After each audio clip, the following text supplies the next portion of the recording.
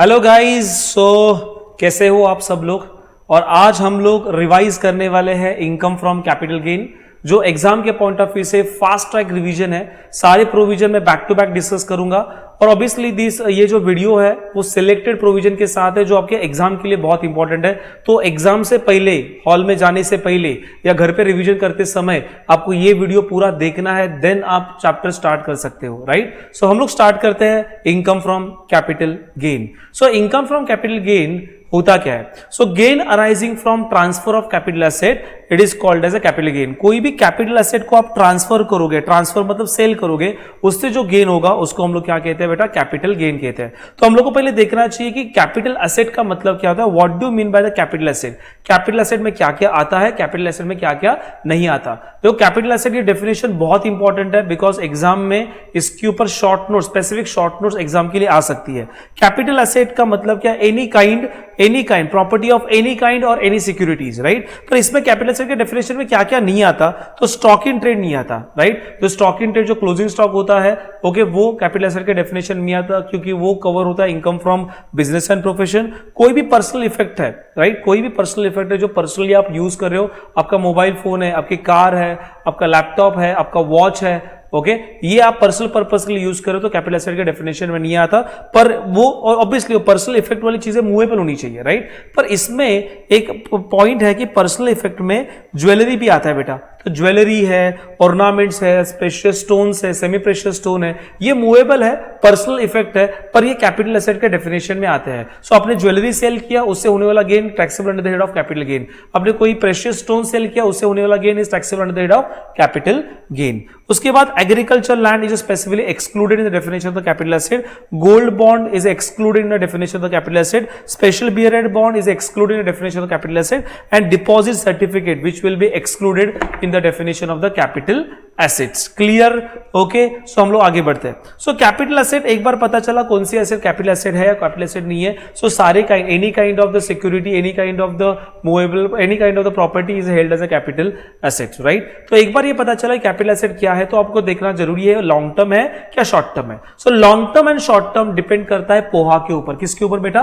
पोहा के ऊपर। So what do mean by POHA? POHA मतलब period of holding of asset, period of holding of asset. तो कोई भी एसेट, कोई भी होल्डिंग ऑफ एसेट आपको तीन कैटेगरी में डिवाइड करना है। कैपिटल एसेट को हमने तीन कैटेगरी में डिवाइड किया। पहले किया listed security, equity oriented fund and zero coupon bond. क्या बोला मैंने? Listed security, equity oriented fund and zero coupon bond, okay.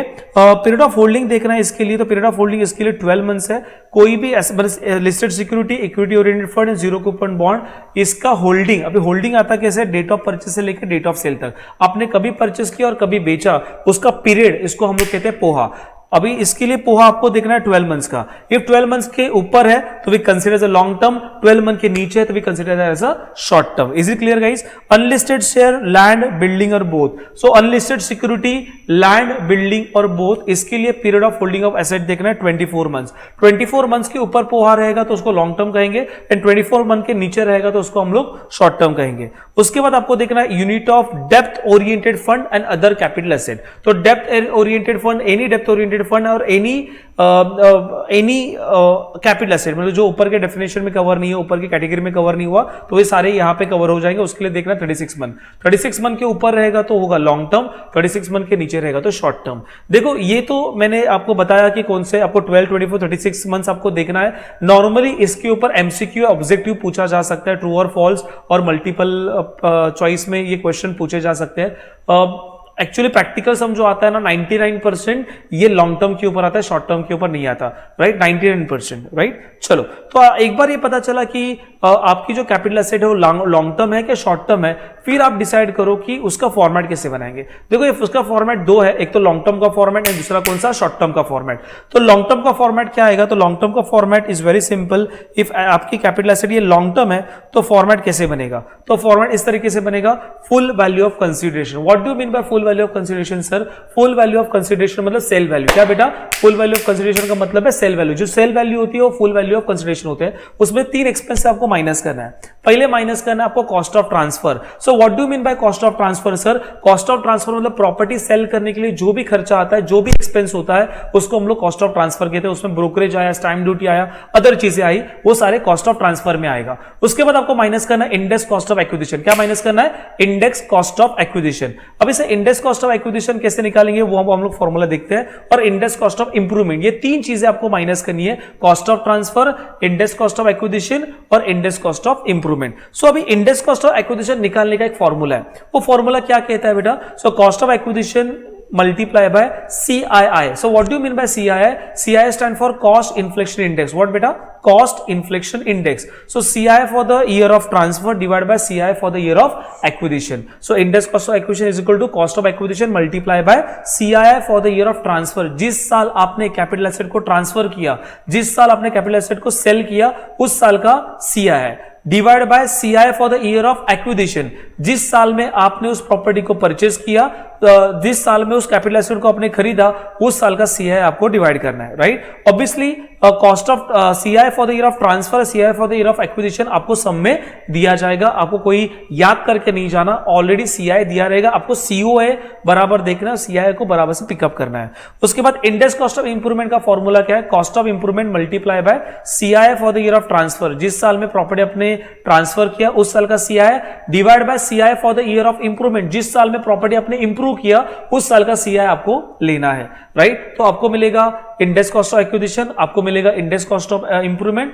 तो ऑब्वियसली आपका पूरा फॉर्मूला यहाँ पे रेडी हो गया। फुल वैल्यू ऑफ कंसीडरेशन, उस पे तीन एक्सपेंसेस माइनस करने, कौन से बोलो? Cost of transfer, index cost of acquisition and index cost of improvement. तो आपको यहां पे मिलेगा लॉन्ग टर्म कैपिटल गेन। और sir short term capital gain क्या होता है? शॉर्ट टर्म कैपिटल गेन मैंने बोला ना, 12 मंथ्स, 24 मंथ्स, 36 मंथ के नीचे कोई भी period of holding of asset रहेगा, पोहा 12 मंथ्स, 24 मंथ्स, 36 मंथ के नीचे रहेगा, तो प्रॉपर्टी बन जाती है शॉर्ट टर्म। और शॉर्ट टर्म का फॉर्मेट बहुत ईजी है, full value of consideration plus sale value, उसमें तीन एक्सपेंस माइनस करना है, COT, COA, COI, cost of acquisition, cost of improvement and cost of transfer. यहां पे इंडेक्सेशन अप्लाई करना नहीं है। जो प्रॉपर्टी लॉन्ग टर्म है उसके लिए ही इंडेक्सेशन हम लोग अप्लाई करेंगे। क्लियर बेटा? हेलो, यस और नो? ओके, जाएंगे आगे? चलो हम लोग आगे बढ़ेंगे। सो यहां तक मेरे दिमाग में गया कि प्रॉपर्टी दो टाइप के कैपिटल एसेट्स होते हैं, long term and short term. उस हिसाब से फॉर्मेट चेंज होता है, उस तरीके से कैलकुलेशन चेंज होगा। उसके बाद छोटी छोटी चीजें हैं वो आपको याद रखना बहुत इंपॉर्टेंट है कॉस्ट ऑफ एक्विजिशन के लिए स्पेशली। ओके, जो property long term capital asset होगा, कोई भी एसेट लॉन्ग टर्म होता, more than 12 months, more than 24 months and more than 36 month, तो आपको कॉस्ट ऑफ एक्विजिशन करते समय थोड़ा केयरफुली रहना है। उसके लिए देखना है कि आपका कॉस्ट ऑफ एक्विजिशन, आपकी प्रॉपर्टी आपने कभी परचेस की, इफ आपने प्रॉपर्टी परचेस की रहेगी बिफोर 1 अप्रैल 2001, ये डेट को आपको याद रखना बहुत बहुत इंपॉर्टेंट है, 1 अप्रैल 2001। ओके, सो ये आपको याद रखना बहुत इंपॉर्टेंट है। कोई भी एसेट आपने परचेस किया रहेगा बिफोर 1 अप्रैल 2001, तो आपके लिए कॉस्ट ऑफ एक्विजिशन क्या होगा? तो आपके लिए कॉस्ट ऑफ एक्विजिशन होगा the cost of acquisition and the fair market value as on 1 April 2001, क्योंकि कॉस्ट इन्फ्लेशन इंडेक्स ये जो है वो 2001-2 से आपको दिया गया है। 2001-2 का 100 है सर, उसके बाद वो चलते चलते आगे बढ़ा है, तो उसके पहले वाला CI हमारे टेबल में नहीं है, तो इसलिए हम लोग को देखना पड़ता है fair market value. So cost of acquisition and the fair market value, whichever is higher, so whichever is higher is considered as a cost of acquisition। देखो लिख के दिया मैंने, cost of acquisition fair market value as on 1 April 2001 given in the sum. आपको fair market value दिया जाएगा, आपको कुछ भी याद करके नहीं जाना। Cost of acquisition fair market value whichever is higher is considered as a cost of acquisition. उसके बाद इफ कोई भी कैपिटल एसेट आपने आफ्टर 1 अप्रैल 2001 के बाद खरीदी रहेगी, ओके, 1 अप्रैल 2001 के बाद कोई प्रॉपर्टी आपने परचेस की रही, कैपिटल एसेट परचेस किया रहेगा, तो उसके लिए आपको फेयर मार्केट वैल्यू देखना नहीं है। जो प्रॉब्लम है कॉस्ट ऑफ एक्विजिशन दिया जाएगा, वो कॉस्ट ऑफ एक्विजिशन लेना है, बिकॉज आपका कॉस्ट इन्फ्लेशन इंडेक्स का टेबल आपके पास अवेलेबल है 1 अप्रैल 2001 के बाद। तो क्या समराइज किया मैंने कि आपको देखना है, जब भी सम आएगा तो चेक करो कि कॉस्ट ऑफ एक्विजिशन क्या, प्रॉपर्टी हमने कभी परचेस किया, कैपिटल एसेट हमने कभी परचेस किया, और देखना इफ डेट 1 अप्रैल 2001 के पहले वाला रहेगा, तो आपको देखना एक्चुअल कॉस्ट और फेयर मार्केट वैल्यू जो सब में दिया जाएगा, राइट? कभी कभी ऐसे भी होता है सर, लास्ट टाइम ईयर के पेपर में भी ऐसे हुआ था कि कॉस्ट ऑफ एक्विजिशन दिया और एक्चुअल कॉस्ट जो है वो बहुत बड़ी है, फेयर मार्केट वैल्यू छोटी है, तो whichever is higher ये देखना बहुत इंपॉर्टेंट है। स्टूडेंट फेयर मार्केट वैल्यू लेके कैलकुलेशन करते हैं, वैसे मत करना, आपको चेक करना है actual cost and the fair market value as on 1 April 2001 whichever is higher. Clear बेटा? उसके बाद आपको पढ़ना है बेटा कॉस्ट ऑफ इंप्रूवमेंट। क्या पढ़ना है? Cost of improvement. तो कॉस्ट ऑफ इंप्रूवमेंट ये भी बहुत बहुत इंपॉर्टेंट पार्ट है। सो कॉस्ट ऑफ इंप्रूवमेंट के बारे में क्या देखना है? सो कॉस्ट ऑफ इंप्रूवमेंट के बारे में वही पैरामीटर होगा। कोई इंप्रूवमेंट 1 अप्रैल 2001 के पहले, 1 अप्रैल 2001 से पहले कोई भी आपने इंप्रूवमेंट किया रहेगा तो उस इंप्रूवमेंट का आपको कोई भी डिडक्शन नहीं मिलेगा, राइट? वो आप डिडक्शन ले ही नहीं सकते। इफ कोई इंप्रूवमेंट आपने 1 अप्रैल 2001 के बाद किया रहेगा, आफ्टर किया रहेगा, तो ऑब्वियसली सीआई अवेलेबल है और कॉस्ट ऑफ इंप्रूवमेंट आपने किया ही है तो आपको डिडक्शन मिल सकता है। आपको इतना याद रखना है, कॉस्ट ऑफ इंप्रूवमेंट डन या made before 1 April is not allowed as a deduction. तो आप कॉस्ट ऑफ इंप्रूवमेंट लिखोगे और देखोगे कि 1 अप्रैल 2001 के पहले वाला है या बाद वाला है। पहले वाला रहेगा तो नहीं मिलेगा, बाद वाला रहेगा तो मिल जाएगा। क्लियर बेटा? तो ये 2 पॉइंट सीओए के लिए और 1 पॉइंट सीओआई के लिए, कॉस्ट ऑफ एक्विजिशन के लिए और कॉस्ट ऑफ इंप्रूवमेंट के लिए, राइट? उसके बाद आपको 2 डिडक्शंस मिलते हैं under section 54 and under section 54 EC. आपका जो लॉन्ग टर्म कैपिटल गेन है उसके ऊपर आपको टैक्स बचाना है तो आप 2 जगह पे इन्वेस्टमेंट कर सकते हो, section 54 and section 54 EC. Section 54 is a purchase of new residential house property, residential house property, commercial नहीं, न्यू रेसिडेंशियल हाउस प्रॉपर्टी। और section 54 EC purchase of bonds, अब बॉन्ड्स परचेस कर सकते हो, राइट? तो सेक्शन 54 क्या कहता है? तो आपको प्रॉपर्टी कभी परचेस करनी है तो वो कहते हैं कि जब भी आप प्रॉपर्टी ट्रांसफर करोगे वहां से 2 साल के अंदर आपको नई प्रॉपर्टी खरीदनी है, राइट? आप प्रॉपर्टी कंस्ट्रक्ट करना चाहते हो तो 3 साल का पीरियड दिया हुआ है, तो 3 साल के अंदर आप न्यू रेसिडेंशियल प्रॉपर्टी खरीद सकते हो, ओके? या आप सेल करने से पहले 1 साल पहले, विद इन 1 ईयर आपने नई प्रॉपर्टी परचेस की तो भी आपको रिडक्शन मिल जाएगा। तो बिफोर 1 ईयर और सेल करने के बाद, सेल करने से पहले 1 साल के अंदर विद इन 1 ईयर और सेल करने के बाद 2 साल के अंदर आप परचेस कर सकते हो या 3 साल के अंदर आप कंस्ट्रक्ट कर सकते हो। अरे क्लियर बेटा? समझ में आ रहा है? उसके बाद आपको याद आ रहा है कि आज जितना भी आप इन्वेस्ट करोगे आपको सेक्शन 54 में डिडक्शन मिल जाएगा, राइट? उसमें और एक एडिशन है अमेंडमेंट के हिसाब से कि समझो आपका कैपिटल गेन ये 2 करोड़ के नीचे रहेगा, 2 करोड़ के नीचे रहेगा तो एक नहीं आप 2 प्रॉपर्टी खरीद सकते हो, एक ही बार आपको ये ऑप्शन मिल सकता है। मैं क्या बोल रहा हूं? इनकम फ्रॉम कैपिटल गेन ये 2 करोड़ के नीचे है, लॉन्ग टर्म कैपिटल गेन ये 2 करोड़ के नीचे है तो एसएससी को ऑप्शन दिया गया है कि वो 2 प्रॉपर्टी परचेस कर सकता है, एक नहीं 2 परचेस कर सकता है, 2 करोड़ के नीचे रहेगा तो, राइट? उसके बाद आपको देखना है सेक्शन 54 ईसी। तो 54 ईसी क्या है बेटा? तो 54 EC is purchase of purchase of bonds है। क्या बेटा? परचेस ऑफ बॉन्ड्स है। उसके सिलेक्टेड परचेस ऑफ बॉन्ड आपको याद रखना है, वो है NHAI, National Highway Authority of India, RACL, Rural Electrification Corporation Limited, PFCL, Public Finance Corporation Limited, then IRFCL, Indian Railway Finance Corporation Limited, okay? इसके bond आप खरीद सकते हो। मैक्सिमम इन्वेस्टमेंट आपको 50 लाख तक डिडक्शन मिल सकता है। समझो आपने वहां पे 60 लाख इन्वेस्ट किया तो भी आपको 50 लाख मिलेगा, 30 लाख इन्वेस्ट किया तो 30 lakh and 50 lakh, whichever is lower is allowed as a deduction as a 30 lakh, right? 30 and 50 whichever is lower देखना है। उसके बाद आपको ये याद रखना है कि ये जो बॉन्ड्स आपको परचेस करने हो कितने साल के अंदर, कितने दिन के अंदर परचेस करने हैं। तो यहाँ पे दिन नहीं, यहाँ पे मंथ है, 6 मंथ के अंदर, okay? With in a 6 month आप बॉन्ड ये परचेस कर सकते हो। Is it clear guys? समझ में आ रहा है? तो यहाँ पे हमारे सारे प्रोविजन खत्म हो गए। अरे clear? Simple, okay? Income from capital gain is very simple. देखो एक क्वेश्चन मैं आपके साथ डिस्कस करना चाहता हूं, ओके? इजीली, क्विक, फास्ट, बहुत अच्छा क्वेश्चन है, फटाफट से देख लेंगे एंड देन हमारा इनकम फ्रॉम कैपिटल गेन का रिवीजन हो जाएगा। Then you go for your own जो स्टडी आप कर रहे हो, सेल्फ स्टडी, उसके ऊपर आप लगे रहो, जो कि आपने जो प्रिपरेशन किया रहेगा बुक से, जिस बुक से किया रहेगा वो प्रिपरेशन के लिए आप ले लेना। So mister Prakash Desai purchase house property 18,40,000 on 5 December 1999। So इस बंदे ने परचेस कभी किया? मैंने बोला ना 5 दिसंबर 1999 मतलब before 1 April 2001। Yes no guys, okay? Before 1 April 2001 तो डेफिनेटली इसका फेयर मार्केट वैल्यू दिया जाएगा। ये मेरी एक्चुअल कॉस्ट है तो फेयर मार्केट वैल्यू ढूंढना पड़ेगा। तो देखते हैं फेयर मार्केट वैल्यू नीचे दिया हुआ है एज ऑन 1 अप्रैल कितना? 18,25,000। देखो लोअर अमाउंट दिया है, ओके? सो 18,40,000 है, 18,25,000 whichever is हायर देखना है आपको। सो whichever is हायर मेरा कॉस्ट ऑफ एक्विजिशन कितना होने वाला है? सो 18,40,000 ये मेरी कॉस्ट है, प्लस ना इसमें एडिशन भी है। जब भी हमने प्रॉपर्टी परचेस किया था ना तो 10,000 रजिस्ट्रेशन के लिए दिया था, जब भी प्रॉपर्टी परचेस किया। तो ये आपके कॉस्ट ऑफ एक्विजिशन है बेटा। सो 18,40,000 प्लस ये 10,000 तो ये आपका 18,50,000 ये आपका CO एक्चुअल कॉस्ट है। It is your actual cost, right? और आपका फेयर मार्केट वैल्यू क्या है बेटा, तो फेयर मार्केट वैल्यू 18,25,000 है। तो obviously 18,50,000 and 18,25,000 whichever is higher is 18,50,000, ये आपका बना कॉस्ट ऑफ एक्विजिशन। अरे क्लियर। उसके बाद ही मेड फर्दर इंप्रूवमेंट 2006-07 को किया, 13-14 को किया और 2,55,000 अलाउड रिडक्शन आपको मिल जाएगा। ओके, प्रॉपर्टी सेल कितने में किया, 2,85 लाख में सेल किया। तो फेयर मार्केट वैल्यू ऐसे देखा जाए तो fair market value is 2,85 lakh. Okay, उसमें से आप COT माइनस करोगे, index cost of acquisition minus करोगे, index cost of improvement minus करोगे। तो ये आपने सेल कितने में किया प्रॉपर्टी, तो ये प्रॉपर्टी आपने सेल किया 2,85 लाख में।